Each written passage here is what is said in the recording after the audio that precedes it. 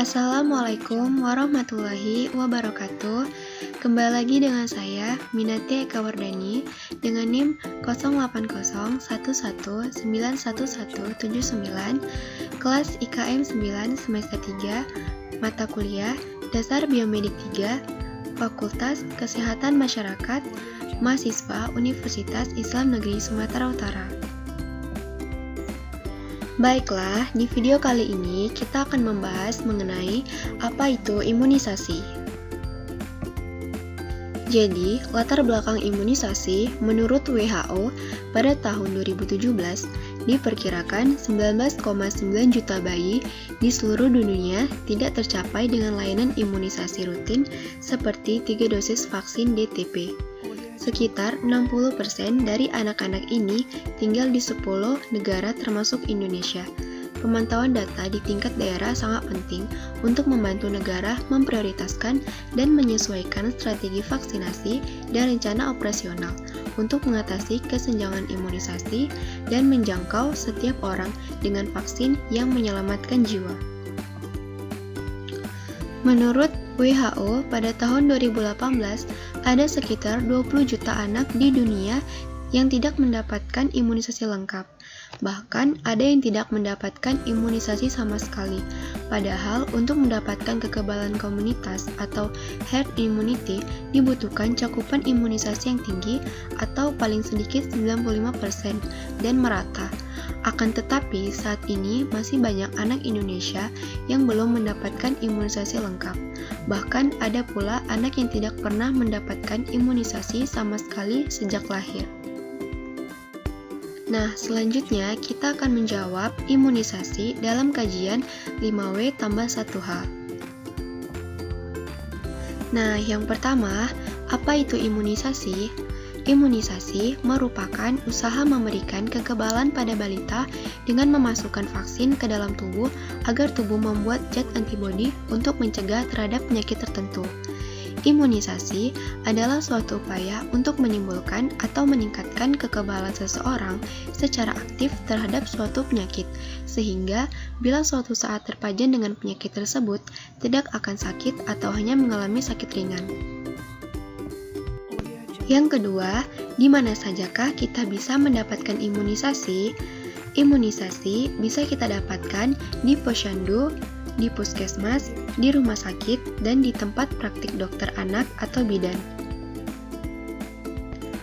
Vaksin yang digunakan di puskesmas disediakan langsung oleh pemerintah, sementara untuk vaksin tambahan seperti rotavirus, influenza, varicella, PCV atau hepatitis A yang tidak disediakan langsung oleh pemerintah dapat kita peroleh di rumah sakit atau dokter anak.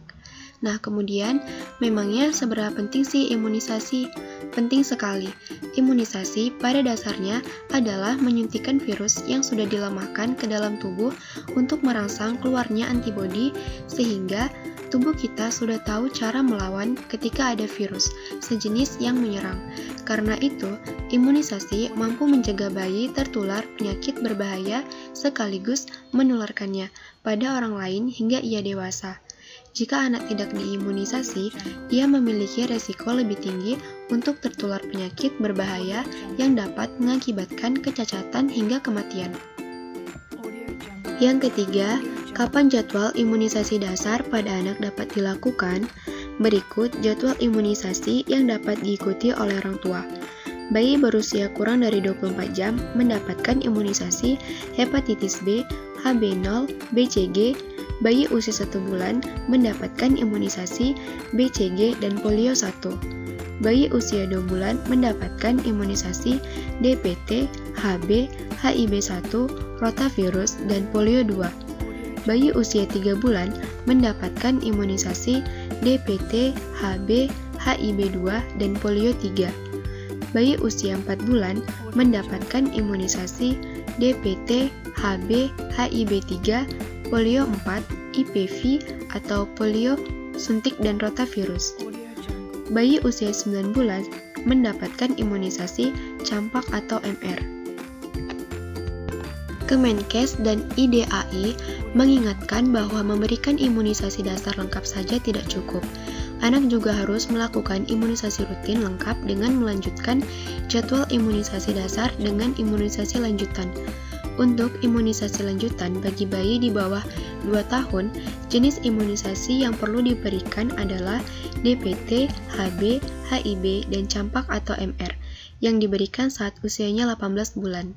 Setelah itu, anak kelas 1 SD kembali diberikan imunisasi DPT atau vaksin DPT tanpa pertusis dan MR. Terakhir, anak kelas 2 SD diberikan vaksin TD atau mirip dengan vaksin DPT. Sedangkan di kondisi pandemi COVID-19, pengurus Pusat Ikatan Dokter Anak Indonesia memberikan rekomendasi pemberian imunisasi wajib sebagai berikut. Jadwal imunisasi bayi untuk imunisasi dasar. Segera setelah lahir mendapatkan imunisasi hepatitis B0 ditambah OPV 0. Usia 1 bulan mendapatkan imunisasi BCG. Usia 2 bulan mendapatkan imunisasi pentavalen 1 ditambah OPV 1. Usia 3 bulan mendapatkan imunisasi pentavalen 2 ditambah OPV 2. Usia 4 bulan mendapatkan imunisasi pentavalen 3 ditambah OPV 3 ditambah IPV. Usia 9 bulan mendapatkan imunisasi MR1. Usia 18 bulan mendapatkan imunisasi pentavalen 4 ditambah OPV 4 ditambah MR2. Dapat ditambah dengan imunisasi lain sebagai berikut.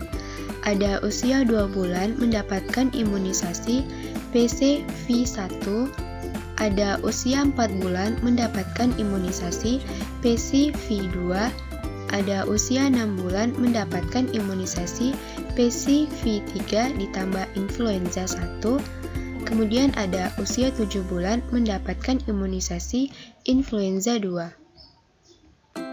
Yang keempat, siapa penemu atau pencetus imunisasi?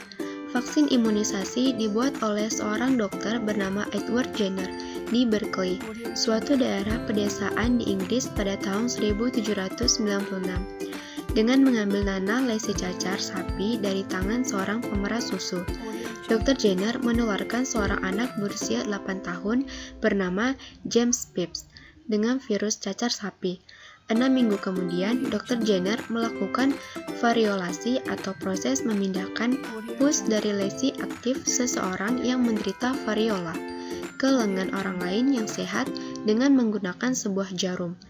Terhadap 2 titik di lengan Phipps dengan virus variola, hasilnya ternyata anak laki-laki tersebut tidak terinfeksi variola dan tetap sehat meskipun prosedur variolasi diulang untuk kedua kalinya.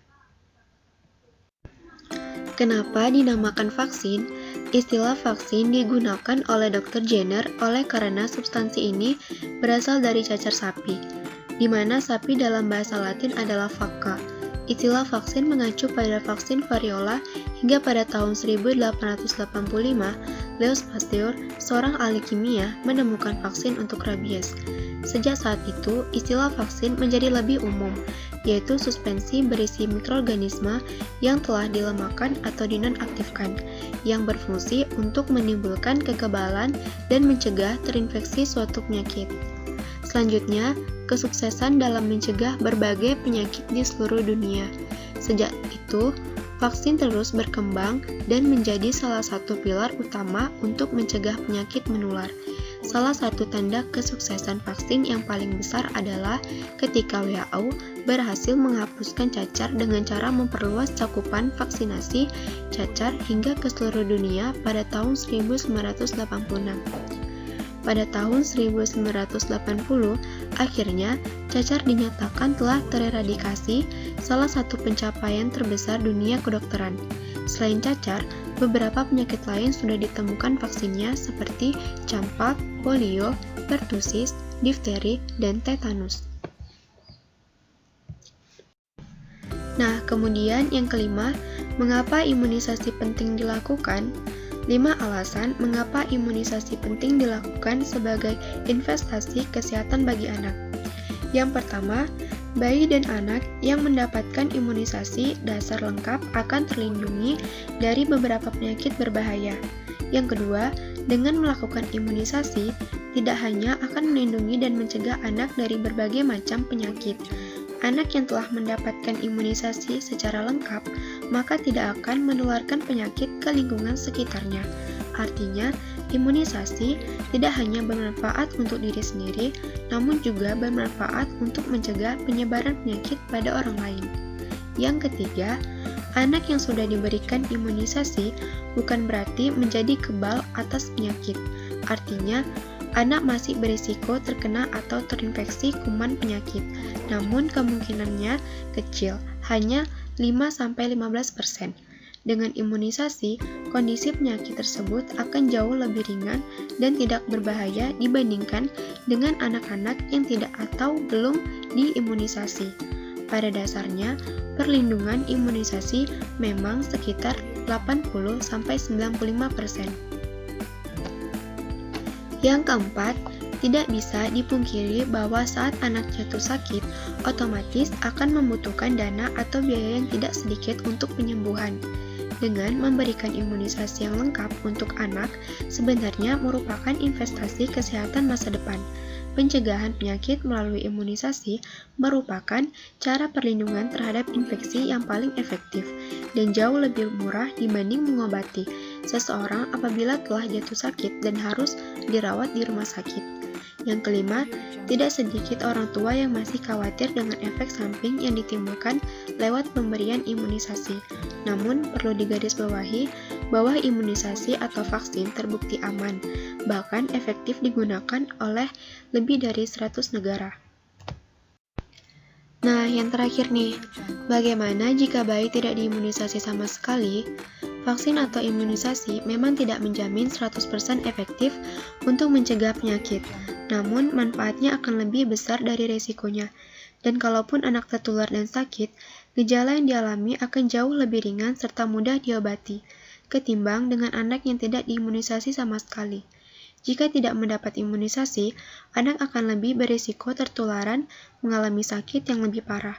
Selain itu, mereka juga akan mempunyai risiko lebih tinggi untuk terkena komplikasi yang dapat menyebabkan kecacatan bahkan kematian.